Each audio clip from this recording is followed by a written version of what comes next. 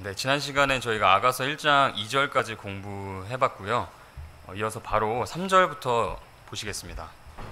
아가서 1장 3절입니다. 제가 읽도록 하겠습니다.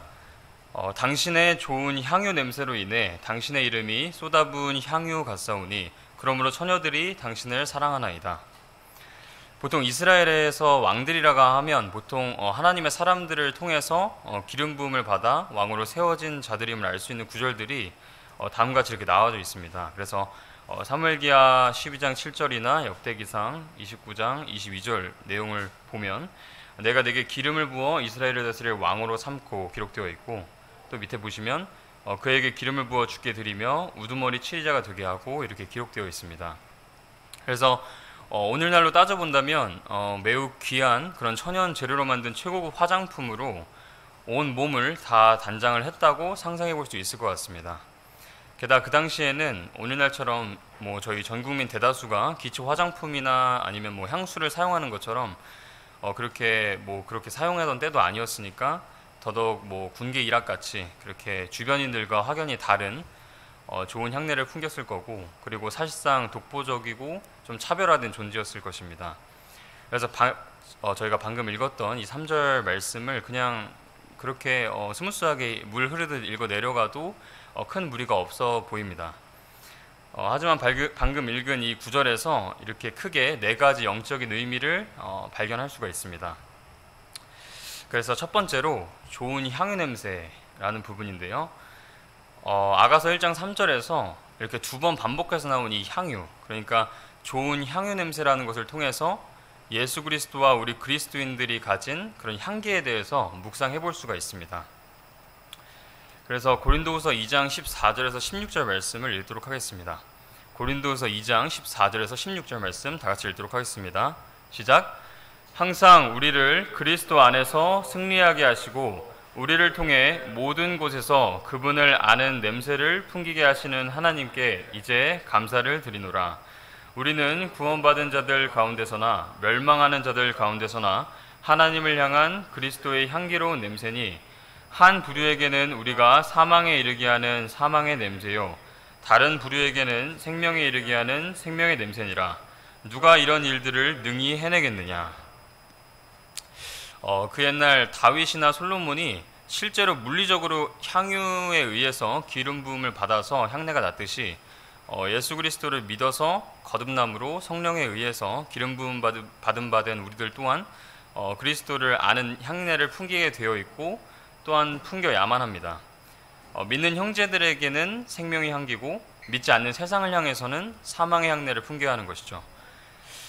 아마 지금은 저희가 다른 걸로 바꾼 걸로 알고 있는데, 우리 방성진 형제가 꽤 오랫동안 썼던 카톡 프로필 메시지 내용이 제가 기억하는 내용으로는 아마 폭탄 심지에 불을 붙여라 였던 걸로 기억합니다. 그래서 아마 그거랑 비슷했던 걸로 기억하는데, 우리가 좀 전에 읽은 이 말씀에서 사망의 냄새에 대한 부분이 방형제의 그런 프로필 메시지가 아닐까 그런 생각이 들었습니다. 그래서 믿지 않는 사람들, 그러니까 이 세상 온갖 것들로 눈과 귀가 선점된 이 세상 사람들을 향해서 이 방성진 형제가 담대히 복음을 외치고 주 예수 그리스도를 선포하는 그런 거리 설교 중에 찍힌 한 장의 사진이랑 형제가 방금 제가 말씀드렸던 그런 카톡에 띄워놓았던 그 프로필 메시지, 그걸 생각해 봤을 때 바로 이러한 게 이렇게 한 부류, 그러니까 믿지 않는 불신자들에게 우리 그리스도인들이 화약 냄새로 가득한 그런 사망의 냄새를 풍기는 사례가 아닐까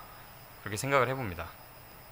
그래서 세상의 친구가 되면 하나님과는 원수가 된다. 반대로 하나님과 친구가 되면 자연스럽게 세상과는 원수가 되는 이런 이분법적인 진리 체계 안에서 우리 그리스도인들이 취해야 할 포지션이 무엇인가를 생각해보면 이처럼 주님 당신과 같이 향기로운 생명의 냄새를 풍기지만 이 세상에서는 거부당하는 그런 냄새, 바로 그 냄새를 풍기는 삶이 아닐까 싶습니다. 만약에 우리가 성경을 있는 그대로 실천하면서 그 실행 속에서 산다면 주님의 말씀에 따라서 이 세상은 우리의 말을 듣기 싫어할 거고요, 우리의 외모나 행동 이런 것들 같은 이런 모든 면에서 다 싫어하는 그런 존재가 될 것입니다. 그래서 노골적으로 싫어하거나 아니면 대놓고 표시는 안 하더라도 그들의 사교 모임이라든지 아니면 그들의 농담거리나 대화, 그들의 사귐이나 교제, 어떤 활동 이런 것들에 끼기 힘들어지거나 뭐 혹시나 끼더라도 잘 융화되거나 잘 섞이지 않을 겁니다. 만약에 그들과 잘 융화되고 교제가 너무 즐겁게 이루어진다면 그건 그들에게 나 자신이 사망의 냄새, 그러니까 그리스도를 아는 냄새를 덮어서 숨겼거나 아니면 내가 너무도 육신적으로 변해서 그런 주님을 아는 향내가 거의 사라져버린 것입니다. 한마디로 당연히 그래야 하는데 그러지 못하는 상태, 즉 비정상의 상태에 있는 것임을 알아차려야 하는 것입니다. 그래서 레위기 19장 19절에 이렇게 기록되어 있습니다. 너희는 내 법규들을 지킬지니라. 너는 네 가축을 다른 종류와 교미시켜 새끼를 낳게 하지 말고 네 밭에 씨를 섞어 뿌리지 말며 아마와 양털을 섞은 옷을 입지 말라. 주 하나님께서는 섞은 것, 즉 순수하지 못하고 혼잡하게 되는 것을 엄히 금하십니다. 이스라엘 민족을 이방 민족들로부터 따로 떼어내서 거룩히 구별시키신 것처럼 구원받은 우리 그리스도인들은 이 세상으로부터 따로 떼내어져서 구별되어진 존재입니다. 그래서 이 세상으로부터 부르심을 받은 존재들인데, 그런데 그 존재들이 다시 그 세상으로 되돌아간다는 것은 주님을 정면으로 대적하는 일이 될 것입니다. 그래서 요한복음 15장 18절에 가서 보시면 세상이 너희를 미워하면 그것이 너희를 미워하기 전에 나를 미워하였음을 너희가 아느니라 하는 말씀이 기록되어 있습니다. 그리고 이어서 19절에 이렇게 말씀하고 계시는데요. 너희가 세상에 속하였으면 세상이 자기 것을 사랑하였을 것이나 너희가 세상에 속하지 아니하고 도리어 내가 세상에서 너희를 택하였으므로 세상이 너희를 미워하느니라 말씀하십니다. 주님의 말씀의 잣대로 엄격히 나 자신을 바라본다면 현재의 이 세상이 나 자신을 별로 미워하는 것 같지 않거나 거부하는 것 같지 않다면 주님의 말씀대로 제대로 살고 있지 않은 거라고 그렇게 나 자신을 판단해 볼 수 있습니다. 고린도서 6장 19절 20절에 이렇게 기록되어 있습니다. 도대체 무슨 말이냐? 너희 몸이 너희가 하나님에게서 받은 바 너희 안에 계신 성령님의 전인 줄을 너희가 알지 못하느냐? 너희는 너희 자신의 것이 아니니 주께서 값을 치르고 너희를 사셨느니라. 그런즉 하나님의 것인 너희 몸과 너희 영으로 하나님께 영광을 돌리라. 그리고 7장 23절에도 주께서 값을 치르고 너희를 사셨으니 너희는 사람들의 종이 되지 말라라고 기록되어 있습니다. 다시 말해서 주님이 친히 온갖 고난과 고초를 겪으시면서 자신의 피를 흘려서 돌아가심으로써 죄값을 치르시고 그 피값을 치르고 나를 사셨는데, 그렇게 해서 나를 소유하시게 된 소유주가 되셨는데, 주님의 소유인 내가 지금 주인이신 분, 근데 주님 맨날 말로만 주님, 그러니까 주님이 지금 내 주인님이신데 그 주인 뜻대로 컨트롤되려 하지 않으려고 그렇게 떼쓰고 고집부리고 있는 그런 상황이라는 것입니다. 분명히 주인이 계신데 주인이 없는 것처럼, 그러니까 내가 내 자신의 주인인 양 살고 있는 거라는 말입니다. 내 인생의 주인은 나다라는 세상의 이 거짓말에 현혹돼서는 안 됩니다. 현재는 이 세상의 교육과 문화라는 그런 이름으로 이 세상 통치자인 마귀의 이념이 계속해서 주입되고 있습니다. 그래서 지금 내 몸을 움직이는 건 나라는 존재이기 때문에 나는 나고, 그래서 내 인생은 내 거다, 내가 주인이다, 이렇게 생각을 하도록 만듭니다. 하지만 하나님의 말씀인 성경은 이렇게 기록되어 있습니다. 로마서 6장 16절 말씀입니다. 다 같이 읽도록 하겠습니다. 시작. 너희가 어떤 사람에게 너희 자신을 종으로 내주어 순종하면 너희가 순종하는 그 사람의 종이 되는 줄을 너희가 알지 못하느냐? 혹은 죄의 종으로 사망에 이르고 혹은 순종의 종으로 의에 이르느니라. 이어서 17절 18절도 같이 읽겠습니다. 시작. 그러나 하나님께 감사할지어다. 너희가 죄의 종이었으나 너희에게 전달된 교리의 그 틀에 너희가 마음으로부터 순종하고 이로써 죄에서 해방되어 의의 종이 되었느니라. 인간은, 그러니까 사람은 죄의 종이거나 의의 종, 어쨌든 주인이 있는 종의 신분이었을 뿐이지 그 어느 때고 자신이 주인이었던 적은 없습니다. 그냥 둘 중에 하나, 그러니까 죄의 종이냐 의의 종이냐. 로마서 6장 20절에 너희가 죄의 종이었을 때는 의로부터 자유로웠느니라 하십니다.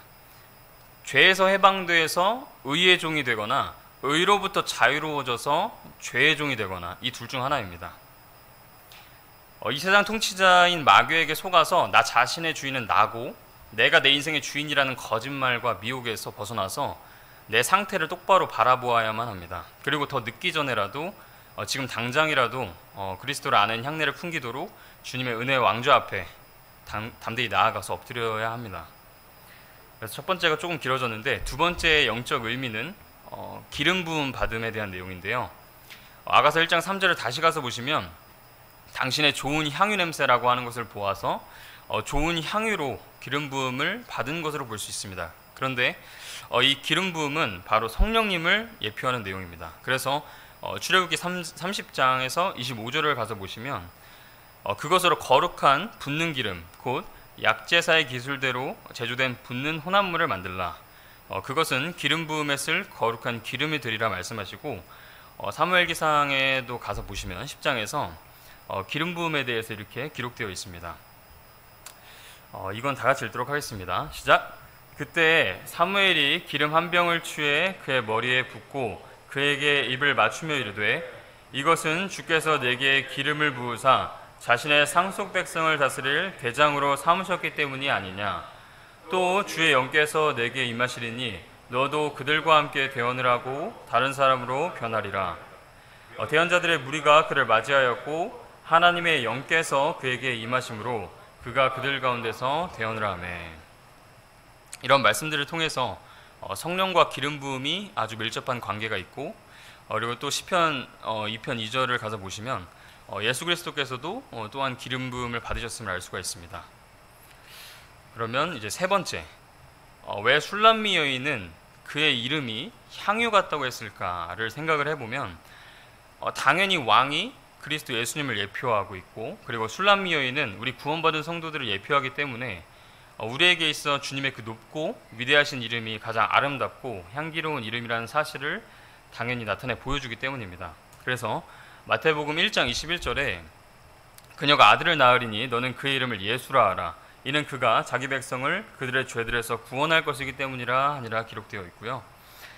바로 이어서 12장 21절에도 이방인들이 그의 이름을 신뢰하리라 기록되어 있습니다. 그래서 이 말씀대로 우리 이방인들 또한 믿게 되었고 그 이름으로 구원받았습니다. 그리고 사도행전 4장 12절에 다른 사람 안에는 구원이 없나니 하늘 아래에서 우리를 구원할 다른 어떤 이름도 주께서 사람들 가운데 주지 아니하셨느니라 기록되어 있습니다. 그래서 이 말씀 같이 읽도록 하겠습니다. 빌립보서 2장 9절에서 11절 말씀입니다. 시작!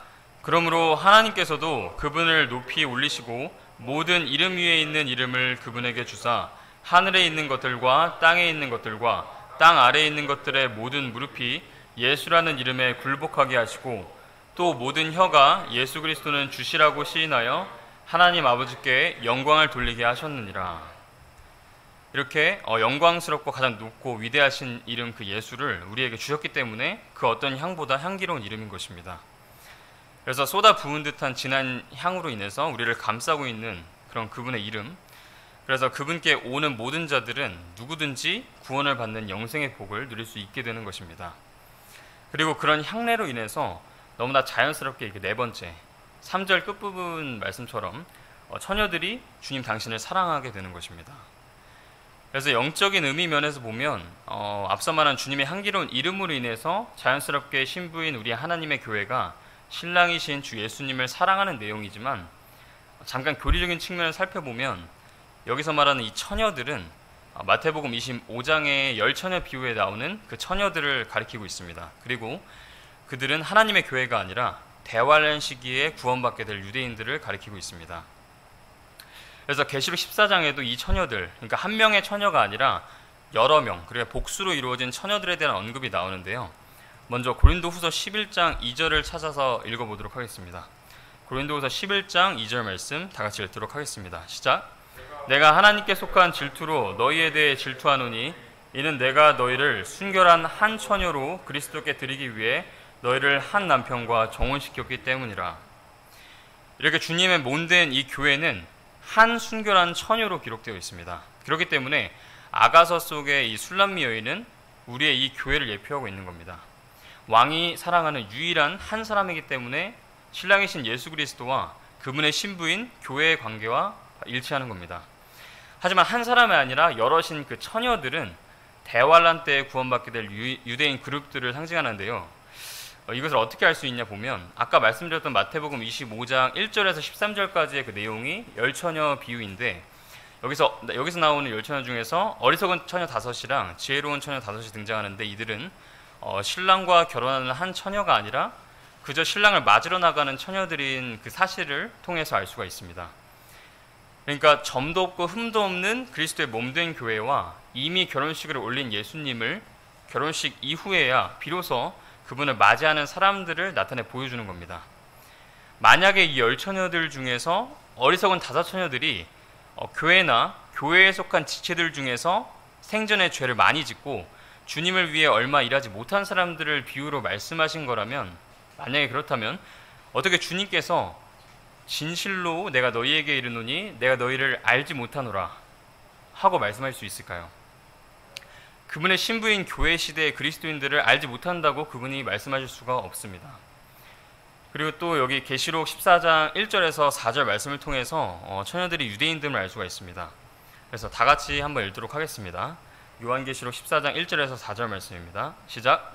또 내가 보니 보라 어린 양께서 시온산 위에 서 계시고 그분과 함께 14만 4천 명이 서 있는데 그들의 이마 안에는 그분의 아버지의 이름이 기록되어 있더라. 3절에 그들이 왕좌 앞과 네 짐승과 장로들 앞에서 새 노래 같은 것을 부르더라. 땅에서 구속받은 14만 4천 명 외에는 아무도 그 노래를 배울 수 없더라. 이들은 여자들과 더불어 자신을 더럽히지 않은 자들이니 이는 그들이 처녀들이기 때문이라. 계시록의 24만 4천 명이 바로 이스라엘 12지파에서 나온 동정들, 즉 처녀들임을 볼 때에 이 아가서 1장 3절 속 처녀들 또한 유대인들로서 예수 그리스도와의 관계에는 참여하지 못하는 사람들임을 보여주고 있습니다. 결론적으로 교회에는 여럿을 나타내는 처녀들이 아닌 순결한 한 처녀로 단수로만 표현된다는 사실 꼭 기억하셨으면 좋겠습니다. 그리고 그 다음 아가서 1장 4절로 넘어가도록 하겠습니다. 아가서 1장 4절 읽도록 하겠습니다. 나를 이끄소서 우리가 당신을 따라 달려가리이다. 왕께서 나를 자신의 방들로 데려가셨으니 우리가 당신을 기뻐하고 즐거워하리이다. 우리가 당신의 사랑을 포도즙보다 더 많이 기억하리니 올바른 자들이 당신을 사랑하나이다.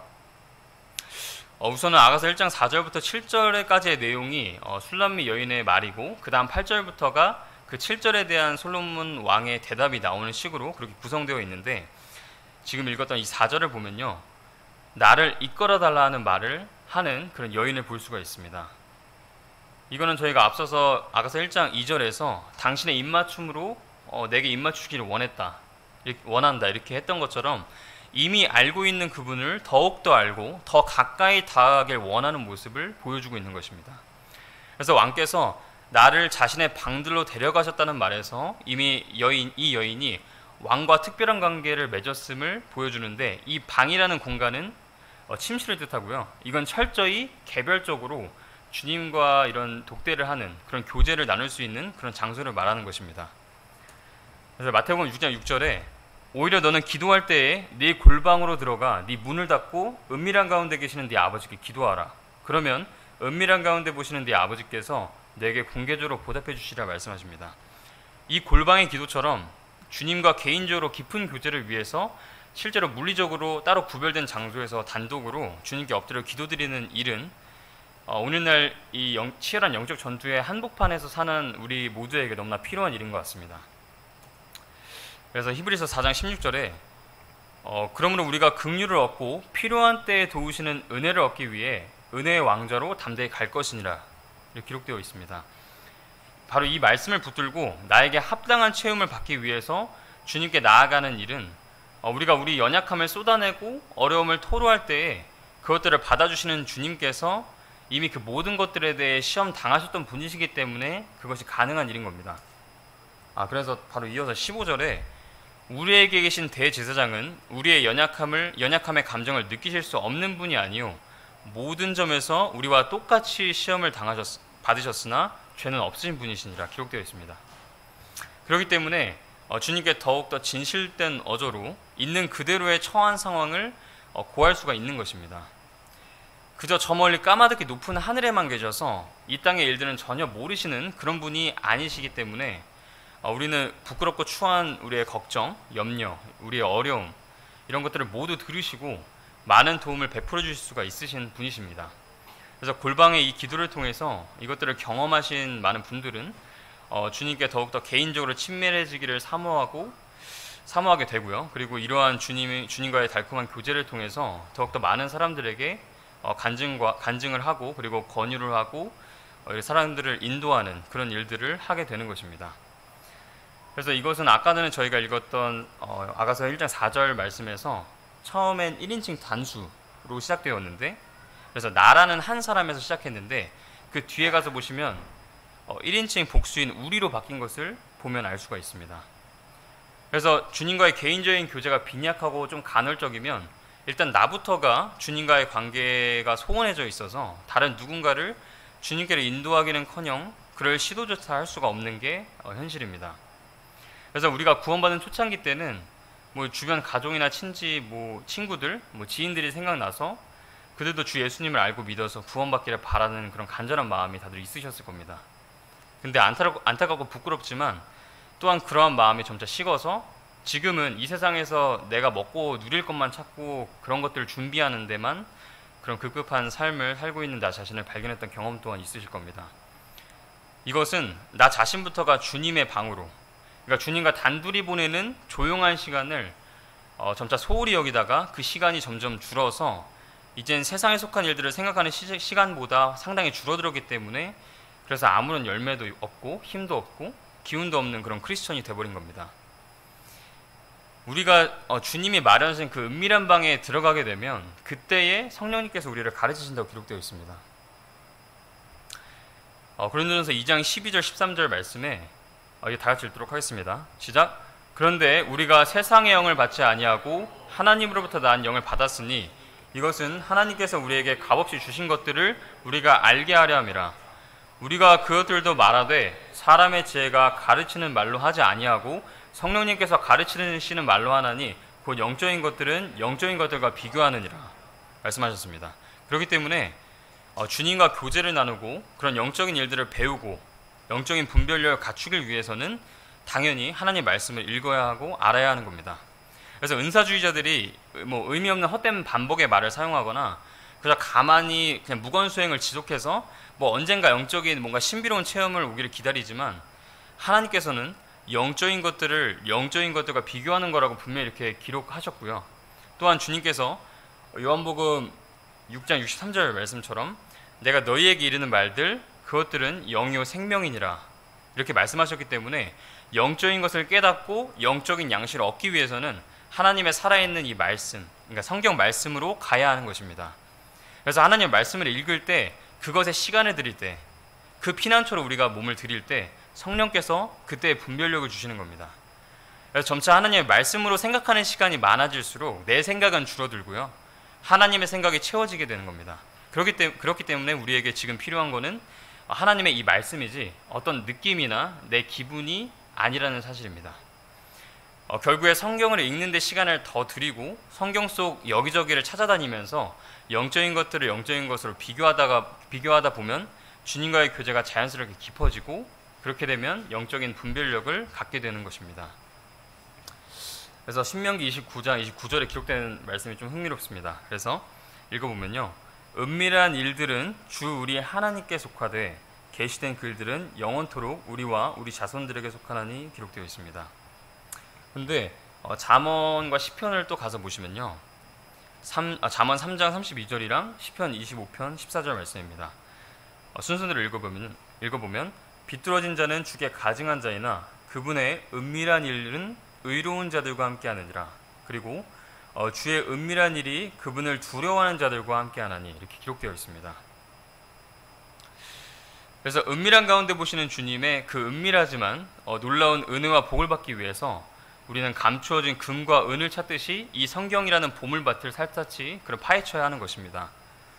그렇게 찾다 보면 주님께서 지혜와 지식의 시작이 되는 주 두려워하기를 알게 하실 것입니다. 그래서 마지막으로 그 아가서 1장 4절 끝부분에 올바른 자들이 당신을 사랑하나이다 하는 부분에서 올바른 자들로 번역된 the upright라는 단어가 잠언에 자주 등장하는 단어인데, 이 곧바른 자들이라는 단어와 대비되는 단어들로 불법을 행하는 자들, 범법자들, 사악한 자, 비뚤어진 마음을 가진 자들, 죄인, 의로운 자를 악한 길로 끌어들여서 길을 잃게 만드는 자, 피해 줄인 자들, 불의한 자 등등이 등장합니다. 다 하나같이 죄와 멸망과 깊이 관련되어 있는 단어들입니다. 반대로 이 곧바른 자, 올바른 자를 뜻하는 영단어 the upright는 주님의 길, 구원, 혼의 보전, 보호, 주님의 기쁨, 좋은 것들을 소유, 축복, 그리고 다른 사람을 구원함과 같은 표현들과 관계되어 있습니다. 이처럼 곧바르고 올바른 것을 사랑하시는 주님께서는 그러한 사람이 주님 당신을 사랑하는 것 또한 알고 계십니다. 마음이 올바르고 곧바른 모든 자들은 주님을 바르고 온전하게 알고 맛본 자들이기 때문에 그분을 사랑할 수밖에 없는 것입니다. 그래서 저는 이번 시간을 통해서 간절히 구하고 또 매번 제 개인적으로 간구하는 내용은요, 주님의 사랑을 제대로 맛보고 알게 돼서 이 세상의 정욕들과 물질과 쾌락들에 또다시 속아 넘어가서 주님을 슬프시게 하지 말고 앞으로 얼마 남지 않은 이 시간 동안 단 하루라도 더, 그 중에 몇 시간이라도 더 주님을 기쁘시게 하는 삶을 살자라는 것입니다. 그래서 주님 다시 오시는 그날에 주님 앞에 섰을 때 조금이라도 덜 부끄러울 수 있도록 그렇게 주님을 진정 사랑하는 곧바른 자, 그래서 올바른 자로 살아갈 수 있도록 주님께 은혜를 구하면서 이 시간 마무리하도록 하겠습니다. 각자 기도하시고 오전 예배 준비하도록 하시겠습니다.